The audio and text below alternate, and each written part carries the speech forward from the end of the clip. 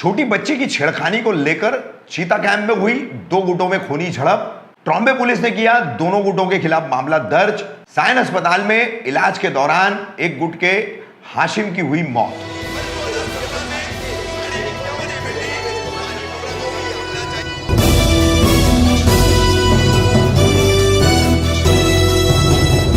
रफीक कामदार हिंदुस्तानी reporter में आपका स्वागत है। मुंबई के ट्रॉम्बे पुलिस स्टेशन के अंतर्गत आने वाले चीता कैंप परिसर में गत 14 दिसंबर को दो गुटों में खूनी झड़प हुई है।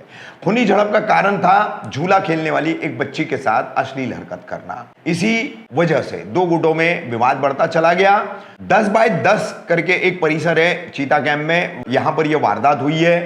ये छेड़खानी के मामले के बाद विवाद बढ़ते जैसे ही चला गया, इस विवाद के बढ़ते जाने के कारण दोनों गुटों में जबरदस्त भिड़ंत हुई और दोनों गुटों के कई लोग जख्मी हुए, जिसमें से बच्ची जिस घर की है उस घर के हाशिम नाम के व्यक्ति की हालत बहुत ही गंभीर थी।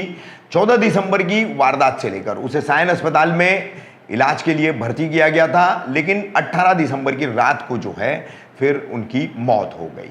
इस संबंध में ट्रॉम्बे पुलिस का कहना है कि वो कानून व्यवस्था बनाए रखने को देखते हुए दोनों गुटों पर कार्रवाई कर रही है। दोनों गुटों की तरफ से क्रॉस एफआईआर दर्ज की गई है एक दूसरे के खिलाफ, जिसमें दोनों में पहले 307 की धारा लगी हुई थी।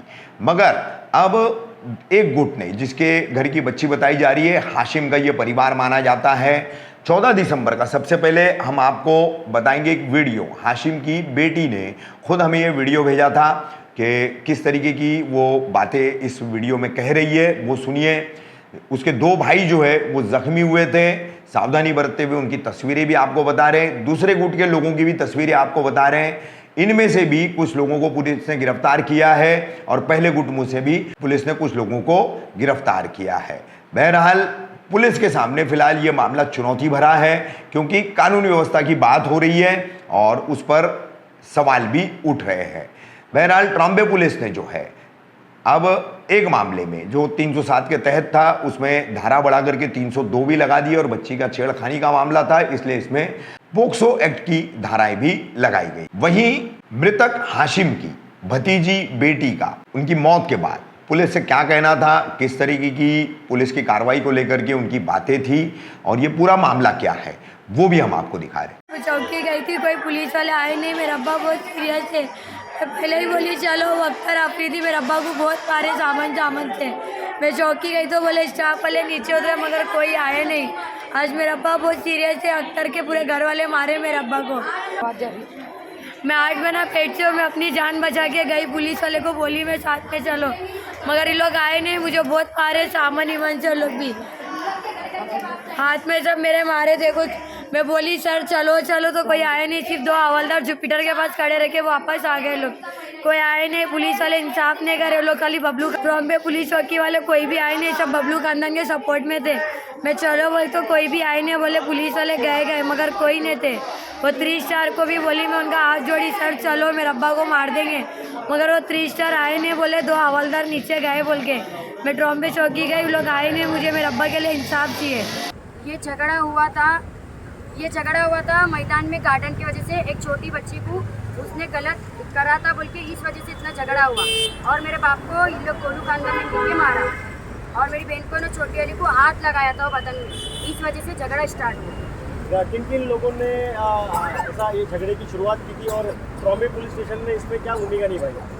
ये पहला अख्तर, अफरीजी, रियान, सैजान, उमर, मुबीन और ये अपना एक लड़का और एक सलीम, ये 8 और जवान लड़के थे।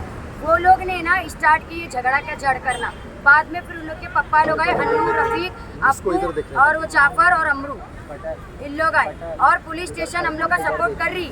2 जन को लोग अरेस्ट किए ट्रॉम्बे पुलिस स्टेशन, लेकिन उसके बाद से वो लोग अभी तक किसी को जमा नहीं किए। और मेरे दोनों भाई लोग को इतनी बुरी रहम तरीके से मारे हैं। देखो मेरे आजू बाजू खड़े हैं। और मेरे पापा का 4 दिन बाद आज डेथ हो गया। आज 18 तारीख है, आज सुबह शाम को 6:30 बजे मेरे पापा का डेथ हुआ। ये झगड़े का कारण ये था, मेरी छोटी बहन को गलत किए थे। वहाँ पे मैं गई, मुझे भी वो लोग ने धक्का दिया। मैं 3 महीना प्रेग्नेंट हूँ। फिर मेरी बहन 8 महीना प्रेग्नेंट है। अख्तर और अफरीजी मिलकर इसको भी मारे और उसके पूरे भाई लोग अन्नू, विन्नू, रफीक जो भी है, इन लोग ने इसको मारे। मैंने हर जगह स्टेटमेंट दी, पुलिस से लेके मैं जिधर देने का न्यूज़ में, मीडिया में, सब जगह दी। अभी तक मुझे कहीं से भी कोई एक्शन नहीं मिला। सिर्फ पुलिस वाले अभी तक 2 ही कोई अरेस्ट किए और मेरे घर से मेरे भाई को भी अरेस्ट किए, जाफर को।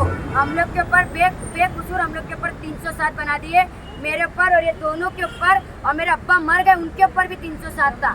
मुझे इतने दिन से सता रहे थे पुलिस वाले ट्रॉम्बे के कि तुम लोग के ऊपर हम लोग केस बना दिए। मेरा बड़ा भाई यहाँ पे नहीं था, बाहर था, उसके ऊपर भी केस बना दिए। मुझे फ़ोन कर करके इतना ब्लैकमेल कर रहे थे ये लोग। इन लोग ने वहाँ से दवाखाना छोड़ के साइन हॉस्पिटल भाग गए कि उन लोग डर के, क्योंकि इन लोग कभी केस नहीं खाए और इतना मार लगा। इन लोग का दोनों का ऑपरेशन था आज मंडे 18 तारीख, और आज 18 तारीख के दिन मेरे पापा का भी डेथ हुआ। ये पुलिस वाले मुझे जीने नहीं दिया और मेरे को झूठ बोल के स्टेटमेंट के लिए लेके जा रहे बोल के मुझे बिठाए और मेरे ऊपर 307 का केस लगा दिए। मुझे छोड़ रहे नहीं थे। फिर मेरे को मेरी खाला लोग ने, जो तैरा खाला है वो और एक अंकल है, उन लोग ने मेरी सपोर्ट लेके मुझे पेपर पे साइन करा के लेके आए। उन लोग अभी मुझे बोले तुमको अरेस्ट करेंगे और ये दोनों बच्चे को अरेस्ट करेंगे और तुम्हारे घर के पूरे जन को अरेस्ट करेंगे। और हम लोग ने किसी को भी नहीं मारे, हम पेट से, हमारी बहन पेट से, हम लोग किसी को नहीं मारे। इतनी बुरी रहम तरीके से इन लोग ने मारे और इतने बुरी रहम तरीके से मेरे अब्बा को मार के, इतना बेरहम मार के आज इंतकाल हो गया था। लेकिन पुलिस वाले हम लोग को अभी तक बता रहे नहीं और नहीं किसी को अरेस्ट कर रहे। चीता कैंप में सब लोग घूम रहे, लेकिन पुलिस वाले कुछ नहीं कर रहे। सिर्फ 2 को अरेस्ट करे और मेरे 17 साल के भाई को भी अरेस्ट कर लिए, यहाँ से साइन से उठा के लेके जाके। मेरे अब्बा आज डेथ हो गया, मेरा छोटा भाई नहीं है, बाकी ये दोनों है और उसको अभी तक लेकर भी नहीं आ रहे। ट्रॉम्बे पुलिस स्टेशन तो इस केस में बहुत अच्छी तरीके से कार्रवाई कर रही है। वो जो है आरोपी है, जितने भी वांटेड है, वो आरोपी को ढूंढने की पूरी जो है कोशिश में लगी हुई ट्रॉम्बे पुलिस स्टेशन। वो तो पुलिस वाले पूरे लगे हैं, ये मैं खुद भी देखी हूँ और ये मैं खुद भी सुनी भी हूँ। वो लोग सब लोग ढूंढ रहे, लेकिन वो लोग ने एक चीज़ गलत किया। हम लोगों के ऊपर, इतने छोटे छोटे बच्चे, मेरी माँ के ऊपर, मेरे भाई के ऊपर 307 का कलम लगा दिए कि तुम लोग के ऊपर केस है। और अभी हम लोग को बहुत डर लग रहा है केस से। मेरे पापा भी चले गए, सब चलेगा और अभी हम लोग क्या करेंगे। ये दोनों बच्चे का ऑपरेशन है, लेकिन ये लोग नहीं कर रहे। वो लोग ने ना हम लोग के ऊपर केस बना दिया, बल्कि लोग डर के भाग रहे।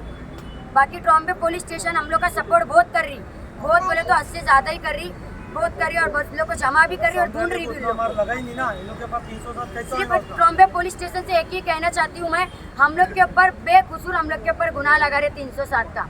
उस टाइम पे हम लोग वहाँ पे थे भी नहीं और हम लोग ने मारे भी नहीं थे। हम लोग खिड़की से पूरा लाइव देख रहे थे मेरे बच्चे और मेरे भाई को और मेरे अब्बा को कैसा मारे। आपके पास इसकी कोई वीडियो रिकॉर्डिंग या कोई क्लिप वगैरह कुछ है? नहीं, कुछ इंसाफ की मांग करूंगी, क्योंकि मेरे चाचा जो मतलब मेरे बाप के दाखिल पे थे, हमारे बाप का इंतकाल हो गया तो 32 साल हो गया।